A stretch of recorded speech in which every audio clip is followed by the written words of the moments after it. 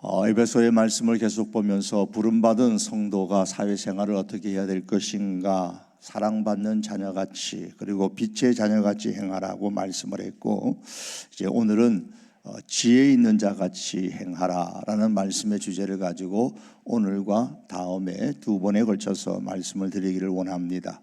이 사람이 성공하려면 지혜가 있어야 합니다. 열심히 산다고 성공하는 것은 아닌 듯해요. 열심히 살아도 성공하지 못하는 사람은 주변에 많이 있습니다. 열심히 살되 지혜롭게 살아야 성공할 수 있습니다. 잠언 1장 말씀에 보면 지혜의 반대말을 어리석음이라고 말하면서 어리석은 사람의 특징을 두 가지를 말씀합니다. 그 하나는, 어리석은 사람은 절대로 안전하다고 생각하고 행동합니다.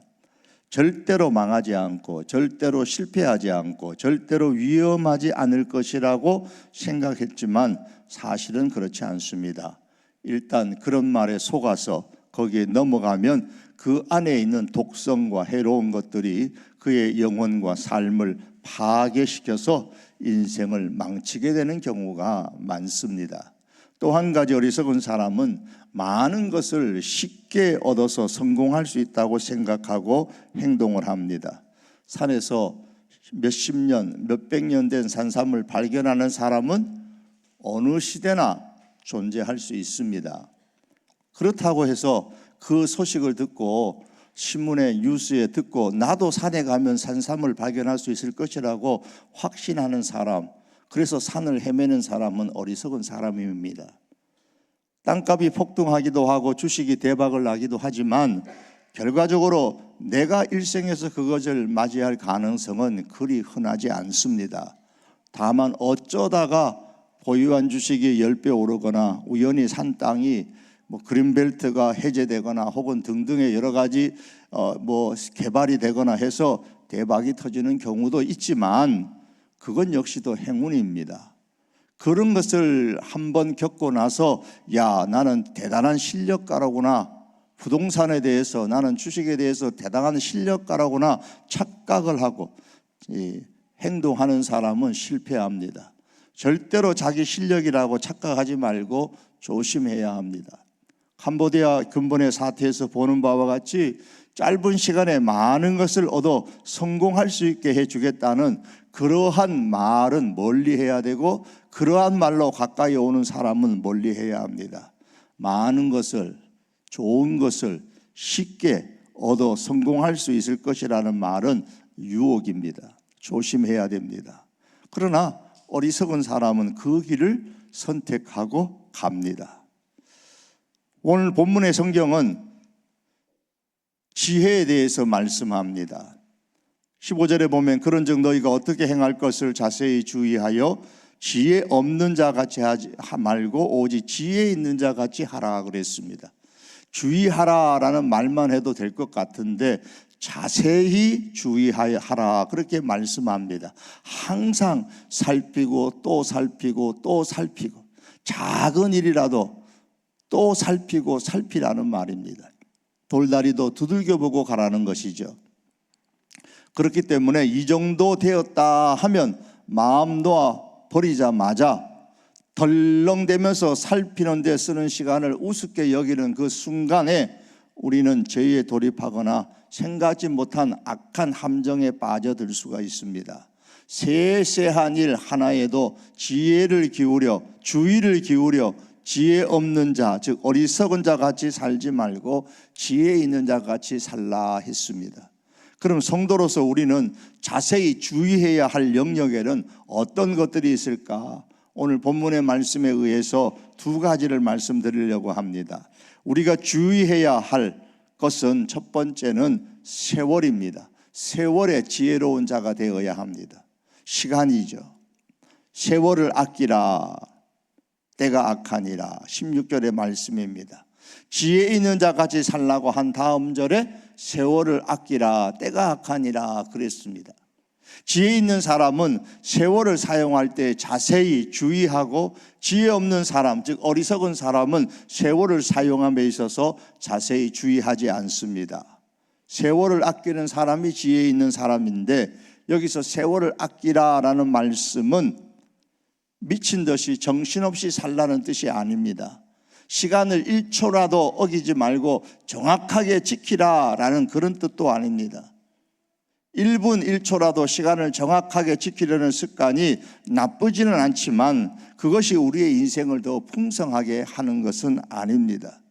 일본의 그 열차는 이 시간을 잘 지키기로 참 유명한데, 대형 열차 탈선 사고가 한번 발생해서 100여 명이 넘는 사람들이 죽는 아주 참사가 일어난 적이 있었습니다. 사고의 원인이 시간 때문이었습니다. 1분 30초 앞에 역에서 늦게 출발했던 열차가 지체된 1분 30초를 만회하기 위해서 과속을 하다가 열차가 탈선하여서 대형 참사가 일어났던 것이었죠. 오늘 본문에 말씀하는 세월을 아끼라 해서 세월이라는 말, 카이로스라는 의미를 갖습니다. 이 카이로스라는 이 단어는 본래 의미는 적절한 때, 기회, 결정적인 시점, 알맞은 때를 의미합니다. 이와 반대 쓰는 말이 크로노스라는, 우리가 시계를 보면서 지금 몇 시지 할 때 보는 그 크로노스, 일반적인 시간이 있습니다. 성경에서 이 카이로스라는 말을 할 때에는 하나님께서 개입하셔서 일하시는 특별한 순간, 하나님께서 정하신 때 혹은 결정적인 은혜의 순간을 의미합니다. 예수님께서 공생애를 시작하시면서 때가 찼다라고 하셨습니다. 이것은 단순히 시간이 흘렀다라는 뜻이 아니고 하나님의 구원 계획이 성취되는 결정적인 순간이 도래했다라는 뜻이죠. 또한 전도서 3장 1절에 보시면 범사에 기한이 있고 천하 만사가 다 때가 있다라고 했을 때 여기서 때라는 단어도 카이로스입니다. 다시 말해서 하나님께서 은혜를 베푸시거나 혹은 심판하시는, 다시 말하면 하나님께서 우리 인생 가운데 개입하시는 시점이 있다라는 뜻입니다. 성경에서 예수님에 관련해져서 예수님의 성육신이라든가 십자가의 사건이라든가 혹은 부활의 사건은 모두 카이로스의 시간, 세월입니다. 그리고 이 세월을 아끼라는 말씀에서 아끼라라는 말씀은 완전히 사라라는 겁니다. 몫을 주고 사라는 겁니다. 값을 주고 사서 구속하라라는 뜻입니다. 그래서 세월을 아끼라 이 말씀은 카이로스를 사서 얻으라라는 뜻입니다. 이 카이로스를 무의미하게 흘러보내지 말라는 말입니다. 혹은 하나님께서 은혜를 주시는 그 기회를 낭비하거나 잃어버리지 말고 굳게 붙잡으라라는 뜻이기도 합니다.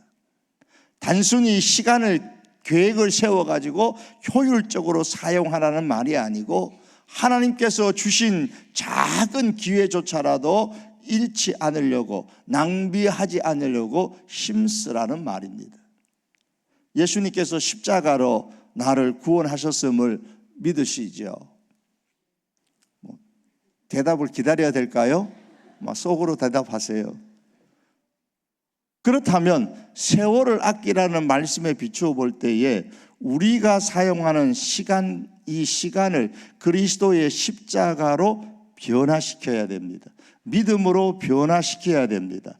그래서 이것을 게하르더스 보스라는 사람은 구속이라는 것은 단지 공간적인 회복이 아니라 시간의 회복이다라는 말을 사용했습니다.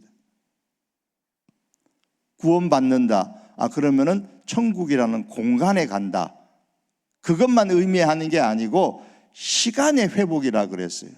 시간의 회복. 그래서 그는 시간의 구속이라는 단어를 씁니다. 시간을 구속하여서 하나님을 위해 사용할 때에 진정한 시간의 구속, 시간의 회복이 일어난다, 그렇게 말합니다. 아브라함 요수아 헷셀이라는 사람은 유대교 신학자인데 그는 이것을 다른 말로 시간의 성화라는 표현을 사용했습니다. 성도의 짧은 삶의 그 시간을 거룩하게 만드는 행위가 되어야 된다는 겁니다. 우리가 예수 그리스도를 믿고 십자가로 말미암아 구속을 받았으면 우리의 시간도 구속해야 된다. 시간의 성화를 이루어야 된다.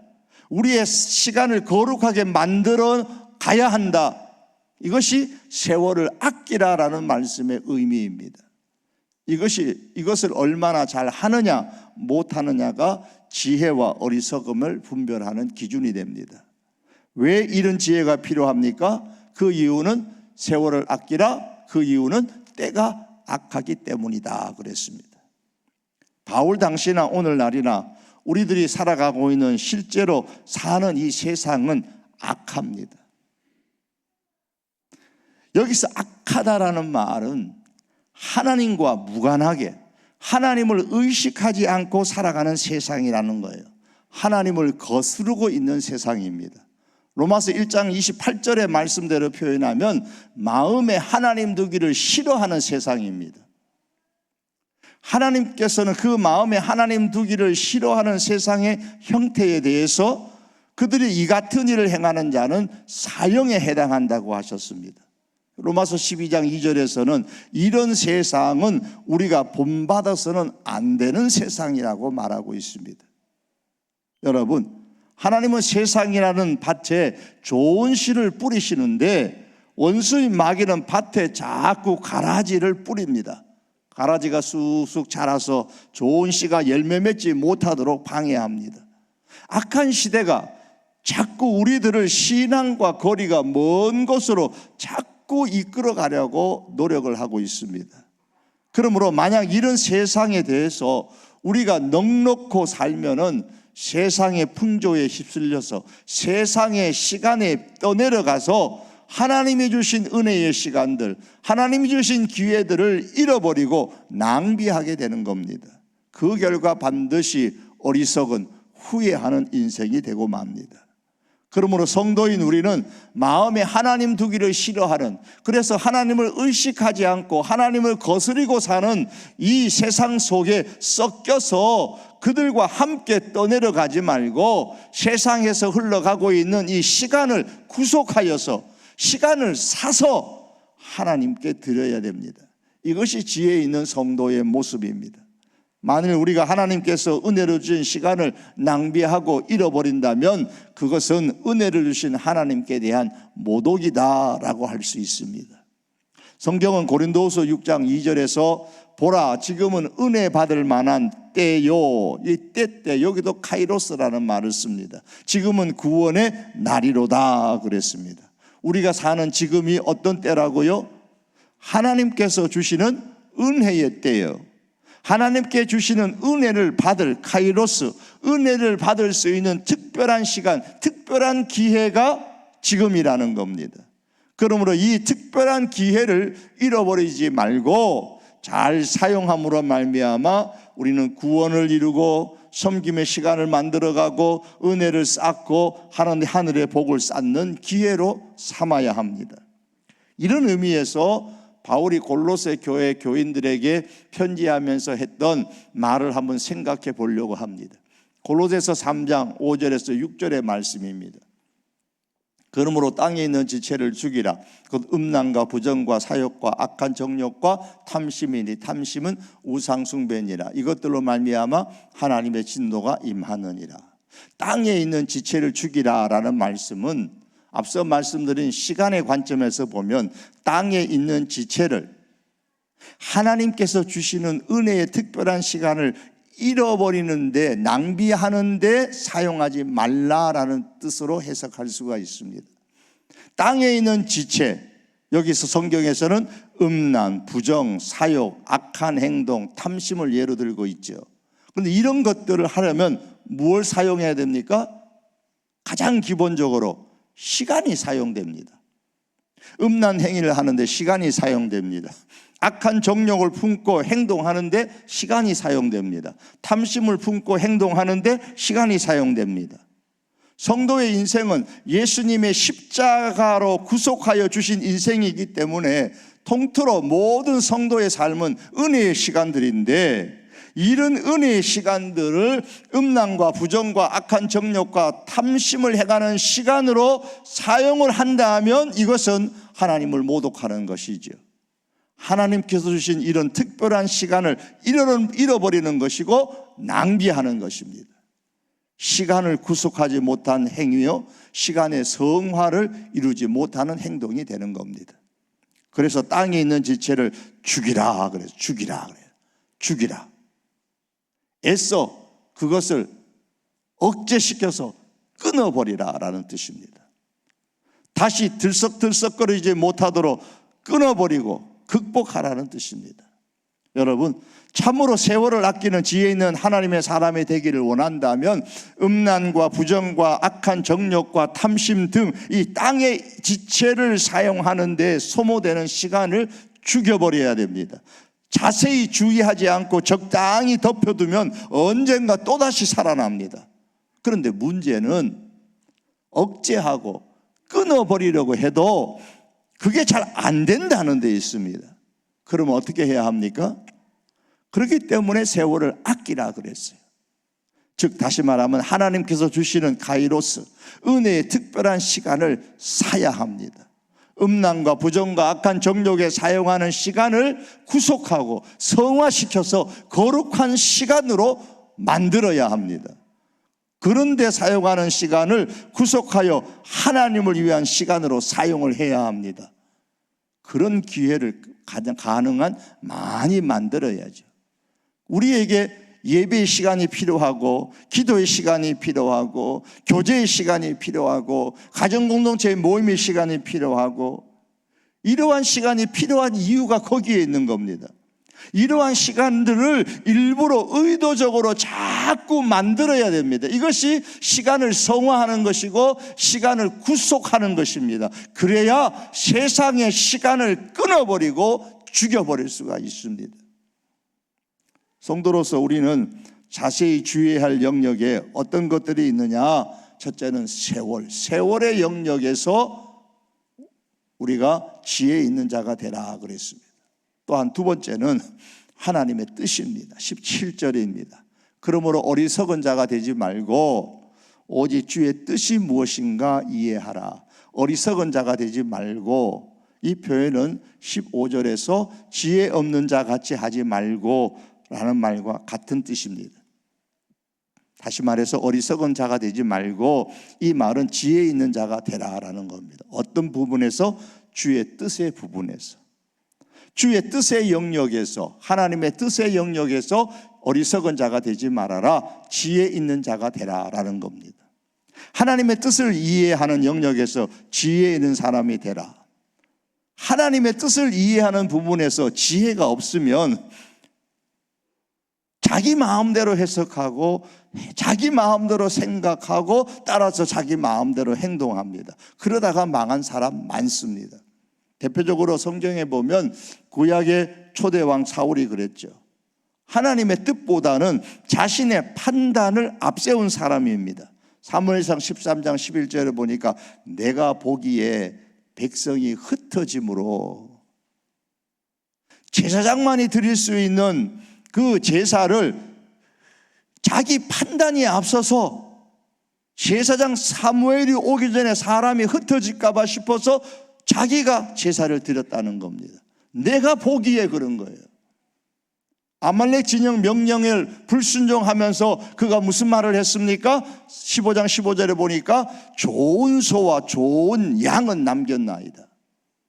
하나님 보시기에는 좋은 소와 좋은 양이 없기 때문에 다 죽이라고 했는데 자기가 판단하기에는 좋은 소와 좋은 양이 있는 거예요. 그러다가 결국 하나님의 버림을 당했죠. 사무엘상 15장 23절에 그랬습니다. 예수님의 제자였던 가룟 유다는 자기 방식으로 하나님의 계획을 이루려고 하다가 망했던 대표적인 사람 중에 한 사람입니다.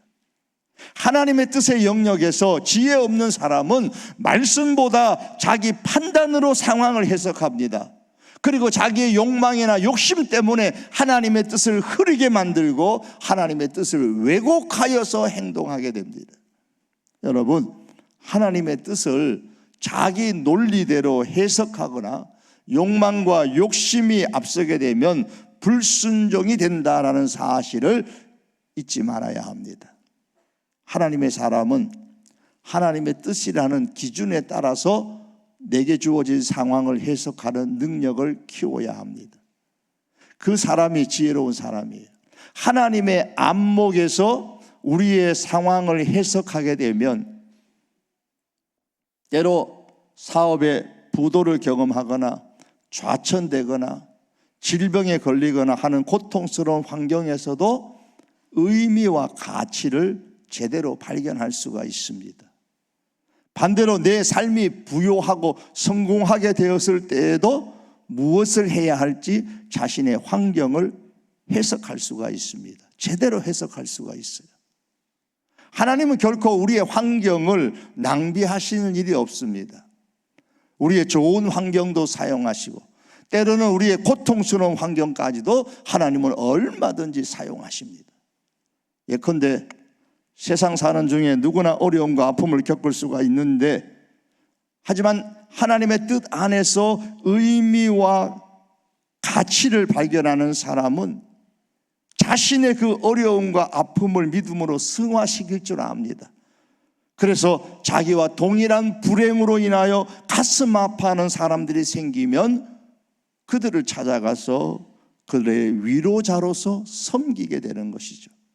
이런 사람이 바로 하나님의 뜻의 영역에서 지혜롭게 행동하는 사람입니다. 어리석은 자가 되지 말고 오직 주의 뜻이 무엇인가 이해하라. 그럼 어떻게 해야 하나님의 뜻을 이해할 수 있을까요?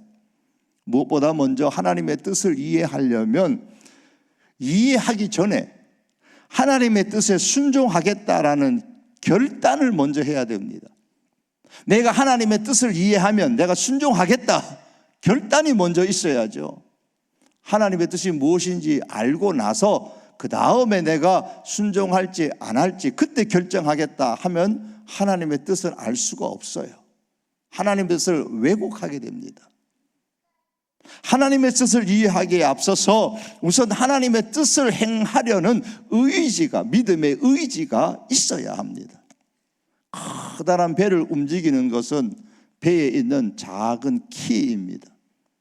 그러나 키는 바다에서 움직이는 배만 움직입니다.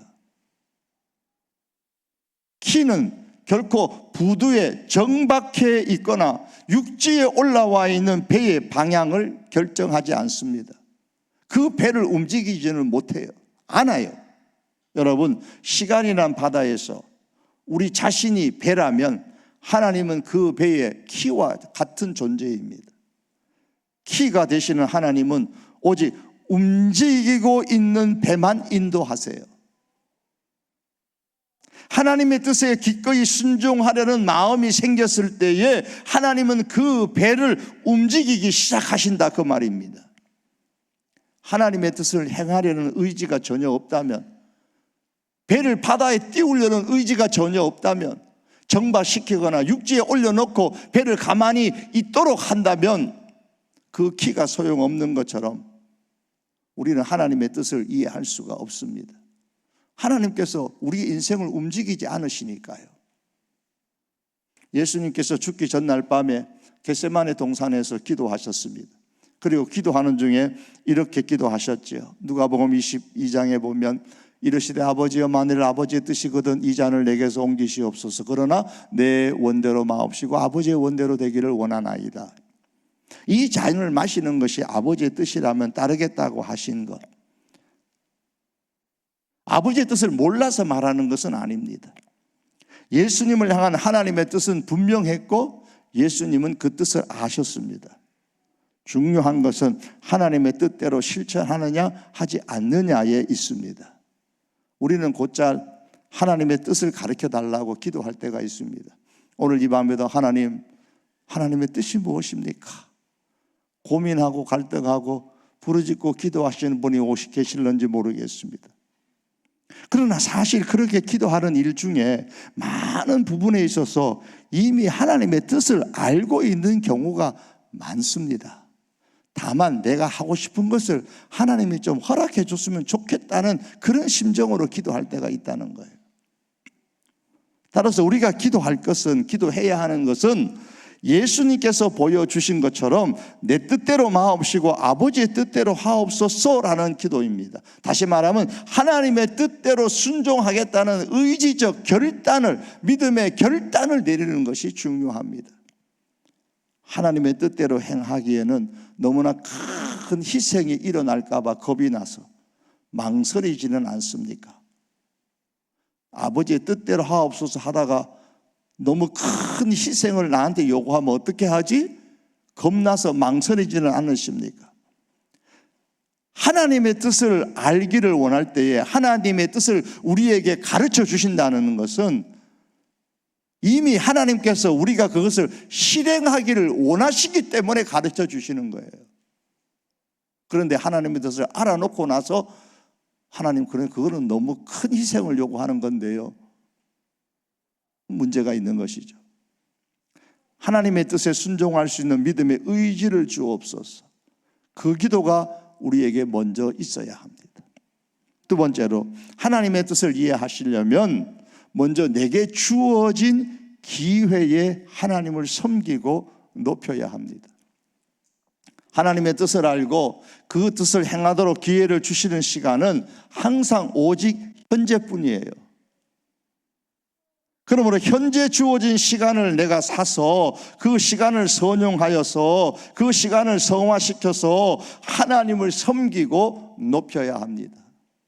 그런데 신기하게도 지금 하나님께서 은혜로 주신 그 시간, 카이로스의 그 시간을 내가 사서 잃어버리지 아니하고 낭비하지 아니하고 그 시간을 하나님을 위하여 사용하고 하나님을 섬기고 하나님을 높이다 보면 하나님께서 새로운 하나님의 뜻을 알게 하시고 길을 열어주시고 눈을 뜨게 하시고 확장시켜 주시는 것을 경험할 수가 있습니다. 그때 우리는 이렇게 말하죠. 처음에는 이런 것까지 하리라고는 생각조차 하지 못했습니다. 돌이켜보니까 처음에는 여기까지 올 것이라고는 생각하지 못했습니다. 그런 고백을 합니다. 어떻게 하다 보니 여기까지 왔습니다. 그렇게 말하기도 하죠.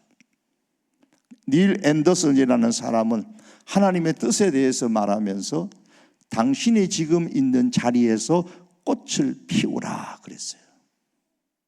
지금 있는 자리에서 꽃을 피우라고요. 지금 주어진 기회를 최대한 하나님을 섬기고 하나님을 높이는데 선용을 해라, 그 말입니다. 지금 내게 주어진 시간에 마음을 다해 하나님을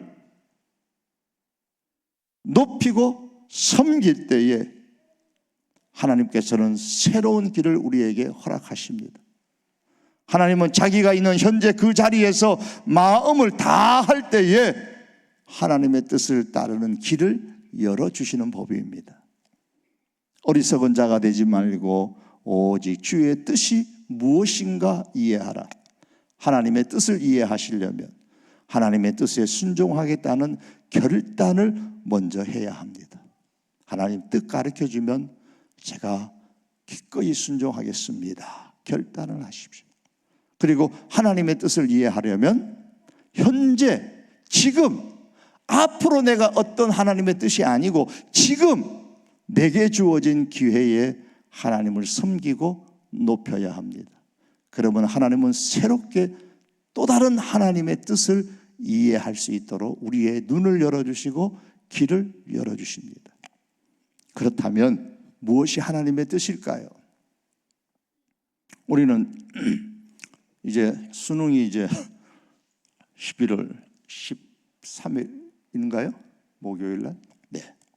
이제 대학도 정해야 하고 직업과 회사도 정해야 되고 교회와 배우자도 정해야 되고 그의 삶의 여러 가운데 많은 것을 결정을 해야 합니다. 그 결정에는 반드시 나의 선택이 따르기 마련입니다. 이때마다 고민되는 게 하나 있죠. 나의 선택이 하나님의 뜻일까? 설사 이것이 하나님의 뜻이라고 해도 내가 선택하는 것이 하나님의 뜻인지를 내가 어떻게 알 수 있을까? 있다면 그 방법은 무엇일까? 사람들은 곧잘 성공의 여부를 두고서 하나님의 뜻의 여부를 결정하고는 합니다. 정말 선택을 해가지고 성공을 하면 내가 하나님의 뜻을 선택한 것이구나. 선택했는데 실패했어요. 내가 하나님의 뜻을 잘못 아는 것인가? 하나님의 뜻을 놓친 것인가? 생각을 하는 거예요. 꼭 그런 것은 아닙니다. 우리는 성공과 실패를 두고서 하나님의 뜻을 너무 쉽게 결정해버리는 그런 실수를 범하지 않아야 합니다. 좋은 일이 생기면 금방 하나님의 뜻이라고 말하고, 좀 안 좋은 일이 생기면 마귀의 시험이라고 쉽게 판단하고 결정해버리는 그런 신앙의 습관들은 조심해야 합니다. 윌리엄 켈리는 인도에 가서 개척 선교사로서 나가는 것이 하나님의 뜻이다 그렇게 믿었습니다. 그리고 실제 인도로 갔어요. 그가 인도에 있는 동안에 여러 명의 가족이 죽었습니다. 그럼 그가 인도에 선교사로 간 것이 하나님의 뜻이 아니었을까요? 하나님의 뜻이 아니어서 자기 가족 중에 여러 명이 인도에서 죽었던 것일까요? 그냥 영국에 남아있는 것이 하나님의 뜻이었을까요? 어떤 사람이 한 도시에 있는 대학에 초청을 받아서 교수직을 허락하고 그 도시로 갔습니다. 그런데 2년 후에 사고로 그 도시에 살면서 3명의 가족을 잃었습니다.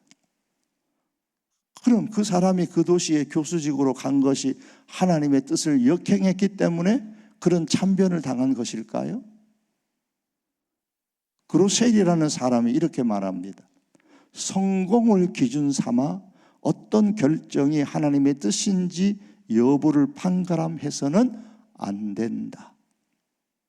성공을 기준 삼아서 어떤 결정이 하나님의 뜻인지 여부를 판단해서는 안 된다 그랬습니다. 여러분, 하나님의 뜻에 대한 이해는 성공 여부로 결정하는 것이 아닙니다. 그럼 무엇으로 하나님의 뜻에 대한 이해를 우리가 가져야 될까요? 방향으로 결정해야 합니다. 방향. 하나님의 뜻을 이해하려면 기본적으로 방향을 잘 잡아야 합니다. 제가 예컨대 부산으로 여행을 가는데 어떻게 가면 좋을까요? 서울역 가까우니까 KT에서 기차 타고 갈 수도 있고, 승용차 타고 그냥 가지. 운전하는데 피곤한데 고속버스 타고 갈까? 방편은 여러 가지입니다. 비행기 타고 가는 게 좋을까? 빨리 갈까? 가다가 천천히 좀 다른 도시도 둘러보고 이렇게 갈까? 여러 가지 방법이 있잖아요. 그런데 중요한 것은 단 한 가지예요. 내가 지금 가고 있는 방향이 맞으면 돼요. 내가 부산 가려고 하잖아요. 뭐 비행기 타고 가든 기차를 타고 가든 고속버스를 타고 가든 운전을 하고 가든 쉬지 않고 그냥 빨리 가든 여기저기 구경하면서 가든 부산 방향으로 가면 되잖아요. 그런 목적지에 도착하잖아요. 마찬가지로 그리스도인의 삶의 여정에서 다양한 환경에 부딪힐 수 있습니다. 이미 계획된 대로 즐거운 환경 가운데 있을 수도 있고요, 중간에 전혀 예상하지 못했던 어려운 환경도 만날 수가 있어요.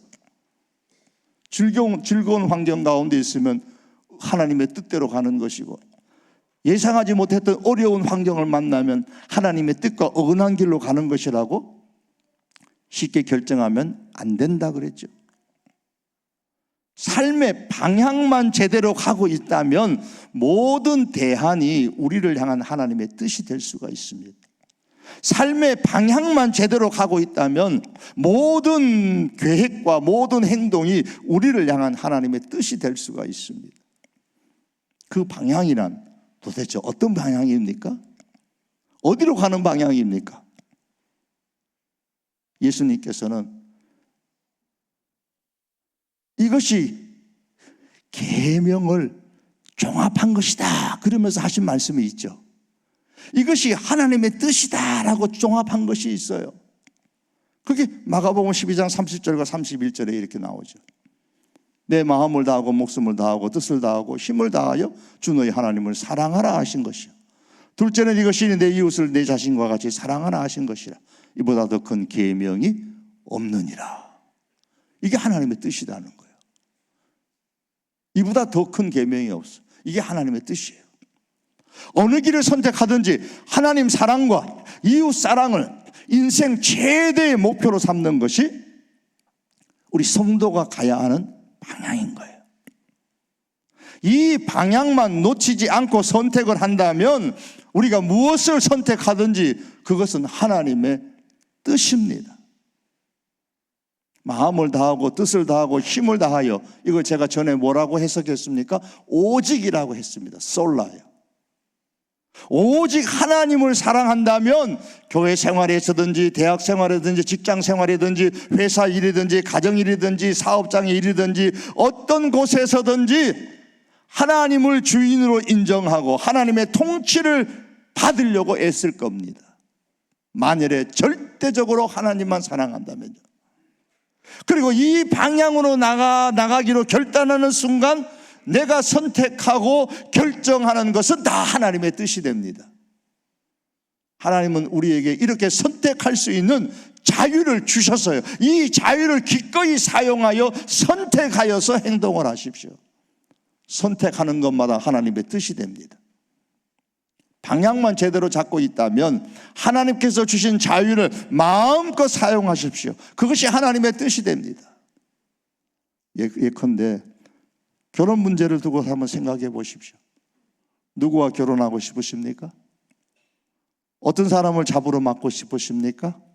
어떤 사람을 사위로 맞이하고 싶으십니까? 먼저 생각할 것은 하나님의 뜻에 순종하기로 믿음의 결단을 내리는 것이고, 세상은 악하기 때문에 결혼을 문제를 앞두고서 온갖 유혹이 사방에서 벌떼같이 몰려올 것입니다. 그때 하나님의 뜻에 따라 행할 것을 의지적으로 먼저 결단을 내려야 됩니다. 결혼에 있어서 하나님의 뜻을 알려면. 자, 그리고 결단이 섰으면 방향이 제대로 설정되었는지를 살펴보십시오. 하나님은 누구와 결혼하라고 구체적으로 지시하지는 않습니다. 박서방하고 결혼하라 그럴지 김서방하고 결혼하라 그럴지 성경 어디에 그런 말씀이 나옵니까? 아무리 찾아봐도 안 나옵니다. 하나님은 어떤 직장을 선택하고 어떤 일을 하라고 구체적으로 우리 개개인에게 지시하지 않으셨습니다. 어떤 기업에 가라고 말씀하셨습니까? 성경에 그런 거 없습니다. 대기업 가라, 중소기업 가라, 아니면 어떤 직장을 선택하라, 그런 것은 성경에 기록되어 있지 않습니다. 그러나 하나님은 결혼이나 일이나 모든 분야에서 방향을 설정해 주셨습니다. 첫째, 이 선택과 결정과 행동이 마음을 다해 오직 하나님을 사랑하는 것인가? 하나님을 사랑하는데 방해가 되는 것은 아닌가? 둘째, 이 선택과 결정과 행동이 하나님 사랑하는 마음으로 이웃을 사랑하는 것인가? 이 질문에 믿음의 마음에 부끄러움 없이 예라고 하면 하나님의 뜻에 순종하는 것이고, 그게 하나님의 뜻입니다. 이를 통해 하나님의 뜻의 영역에서 지혜 있는 하나님의 사람이 될 수 있기를 바랍니다. 말씀을 맺겠습니다. 어떻게 행할지 자세히 주의하여 지혜 있는 자같이 하라 그랬습니다. 세월의 영역, 시간의 영역 속에서 지혜 있는 자가 되십시다. 시대가 악하기 때문입니다. 시대가 악하기 때문에 세상의 시간은 늘 악한 곳에 익숙합니다. 세상의 시간은 자꾸 악한 곳으로 흘러갑니다. 하지만 성도인 우리는 그렇기 때문에 하나님께 주신 그 은혜의 시간들을 일부러라도 사서 하나님을 위한 시간으로 사용을 해야 합니다. 이것을 시간의 성화라 혹은 시간의 구속이라는 단어로 사람들은 표현을 했습니다. 이런 모습이 악한 시대의 지혜로운 성도의 모습입니다. 두 번째 영역은 하나님의 뜻의 영역에서 지혜 있는 자가 되십시다. 하나님의 뜻에 순종하겠다는 믿음의 결단을 하고 먼저 의지를 가지시기를 바랍니다. 그리고 현재 내게 주어진 기회에 하나님을 섬기고 높이십시오. 지금은 전혀 하나님의 뜻에 순종하지 않고 섬기지 않고 높이지 않으면서 하나님의 뜻을 알게 해주십시오. 그건 넌센스입니다. 현재 내게 주어진 기회에 하나님을 섬기고 높인다면 하나님은 우리에게 하나님의 뜻을 알 수 있는 또 다른 새로운 길들을 열어주십니다. 마지막으로 하나님의 뜻을 아는 중요한 기준은 세상의 성공이 아니라 방향입니다. 하나님의 뜻을 아는 방향은 하나님 사랑과 이웃 사랑입니다. 이 방향으로 선택하고 결정하여 행동하는 지혜 있는 하나님의 사람으로 함께 살 수 있기를 축복합니다. 기도하시겠습니다. 하나님 아버지, 어리석은 자, 지혜 없는 자 같이 하지 말고 지혜 있는 자 같이 하라고 했습니다. 특별히 구원받은 우리 성도, 부르심을 받은 성도는 세상에 살 때나 어디서 있을 때나 지혜 있는 자 같이 할 수 있게 하옵소서.